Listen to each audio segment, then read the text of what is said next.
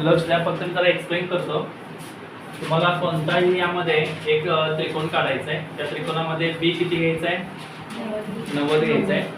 ए किती घ्यायचा आहे? थिटा घ्यायचा आहे. आणि सी किती घ्यायचा आहे? 90 वजा थिटा घ्यायचा आहे. म्हणजे सेम असं ट्रायंगल तुम्हाला काढायचं आहे, फक्त नावं वेगळी चेंज आहे त्यामध्ये. आणि नंतर तुम्हाला काय करायचं आहे? ह्याला एक मार्क देतील, ह्याला एक मार्क देतील, आणि ह्याला एक, म्हणजे प्रत्येकाला एक एक मार्क आहे तुम्हाला. Write the ratio of sine theta cos 90 minus theta. Ratio म्हणजे गुणोत्तर. ही संख्या वरती घ्यायची, संख्या खाली घ्यायची, आणि ह्याचं गुणोत्तर काढायचं. साइन थिटाचं सूत्र सेम असं काय आहे ते चेक करायचं.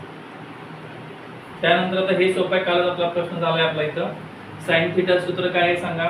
इथं साइन थिटा बघा, समोरच्या बाजू छेद कर्ण. इथं कर्ण असतो, 90च्या समोर काय असतो? कर्ण. मग याचं उत्तर PM छेद समोरच्या बाजू PM छेद, आणि कर्ण कुठला येणार? NP.